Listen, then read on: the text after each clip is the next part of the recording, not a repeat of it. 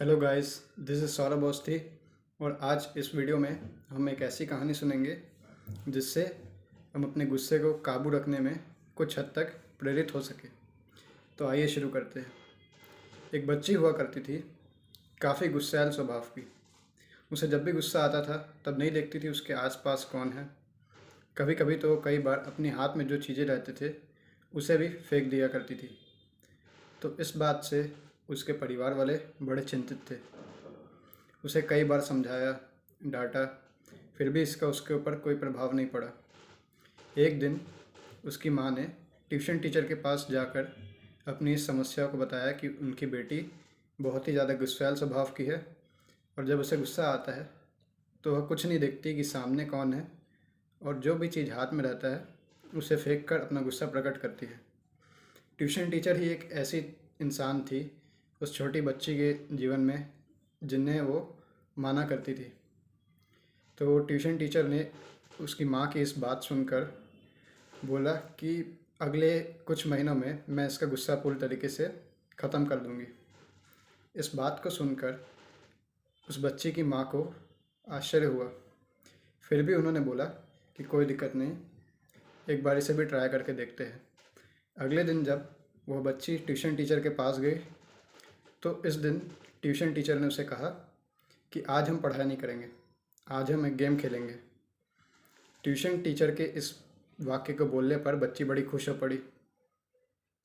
तो उस गेम में उसकी टीचर ने बताया कि आज से जब भी तुम्हें गुस्सा आए तब एक कील लेना और सामने वाली दीवार पे जाके उसे ठोक देना। उस बच्ची ने पूछा कि इसका मुझे क्या मिलेगा? तो ट्यूशन टीचर ने कहा गेम ख़त्म हो जाने पर तुम्हें एक प्राइज़ मिलेगा। तो उस बच्ची ने अगले बार उसे जब भी गुस्सा आया तो वही चीज़ किया। जब भी गुस्सा आता एक कील लेती, जाके उस दीवार पे ठोक देती। ऐसे ही चलते रहा। पहले दिन उस बच्ची को जितना भी गुस्सा आया उससे दीवार पे 10 कील ठुकी। दूसरे दिन 8 कील ठुकी। इसके बाद उस बच्ची को समझ आया कि जब भी मैं कील ठोकती हूँ तो मेरी जो एनर्जी है वो ज़्यादा ज़ाया होती है, जबकि इसी जगह मैं इसी एनर्जी को अपने गुस्से को काबू करने में इस्तेमाल कर सकती हूँ। तो अब वह बच्ची को जब भी गुस्सा आता तब वह उसी एनर्जी को अपने गुस्से को काबू करने में इस्तेमाल करती। पर वह तो बच्ची, गुस्सा तो आएगा ही।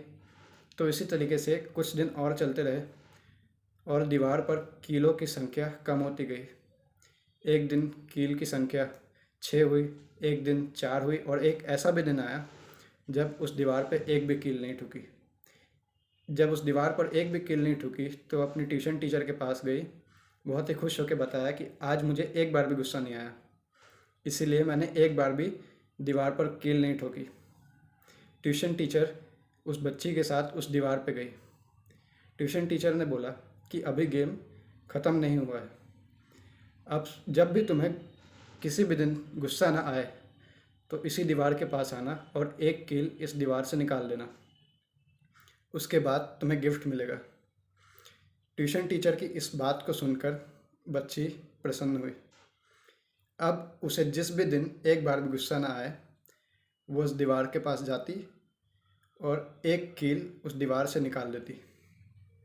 क्योंकि कीलों की संख्या बहुत ज़्यादा थी दीवार पे, इसीलिए पूरी दीवार से कील निकालने में 1 महीने से ऊपर का समय लग गया। उसके बाद एक दिन ऐसा भी आया जब दीवार पर एक भी कील नहीं बची। उस दिन वो बच्ची बहुत खुश हुई और जाके अपनी ट्यूशन टीचर को बोली, टीचर आज आखिरकार इस दीवार पर एक भी कील नहीं रही। ट्यूशन टीचर बड़ी खुश हुई।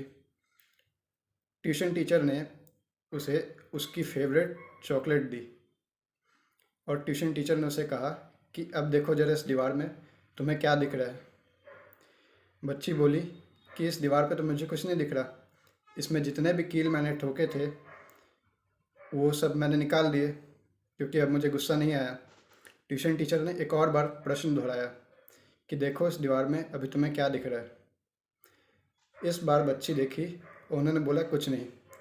ट्यूशन टीचर ने फिर बताया बच्ची को कि इस दीवार पे तुम्हारे कील जो ठोके थे तुमने उसके निशान रह गए।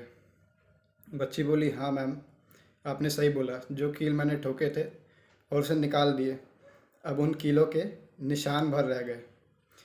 अब उसकी ट्यूशन टीचर ने उसे बताया कि जिस प्रकार दीवार पर ठोके गए कील को निकाल देने से दीवार में जो कील की वजह से छेद हुए हैं वो तो रह ही गए, इसी प्रकार जब तुम गुस्सा करती हो तो ठीक सामने वाले जिसके ऊपर गुस्सा कर रही हो उसको गुस्से में तो कुछ भी बोल देती हो, पर उसके बाद जब तुम उसे सॉरी बोलने जाती हो तो चाहे जितनी मर्जी उसे सॉरी बोल दो, तुम उसके दिल के दर्द को नहीं मिटा सकती। वो ठीक इस दीवार पर चिन्हित हुए कील के निशान की तरह है। जब हम किसी के ऊपर गुस्सा करते हैं तो उस इंसान को ठेस पहुंचती है, पर उसके बाद जब हम अपने गुस्से को ख़त्म कर लेते हैं और जाके उसे सॉरी बोलते हैं तो भले ही वो इंसान मान जाता है पर उसके दिल में दुख रहता ही है। इस बात को सुनकर बच्ची खूब ज़ोर ज़ोर से रोने लगी। बच्ची को यह एहसास हो चुका था कि उसकी क्या गलती थी। वह दौड़ के अपनी माँ के पास गई, उसे ज़ोर से गले लगाया और बोला, मम्मी मम्मी, अब मैं समझ गई हूँ, अब से मैं कभी भी किसी पर भी गुस्सा नहीं करूँगी। तो इस कहानी का मेन उद्देश्य जो है वो ये है कि गुस्सा करने से हमारा भी नुकसान है और सामने वाले का भी नुकसान है। गुस्सा करने के बाद जब हम उसके ऊपर पछतावा करते हैं तो उस पछतावे में पूरी तरीके से सामने वाले को हम संतुष्ट नहीं कर सकते। इससे अच्छा कि हम गुस्सा ही ना करें। तो आशा करता हूँ कि ये कहानी आपको पसंद आई हुई। अगर पसंद आई हुई तो लाइक, शेयर और सब्सक्राइब ज़रूर करें। मिलते हैं किसी नए वीडियो में। Stay tuned for further motivation. Thank you.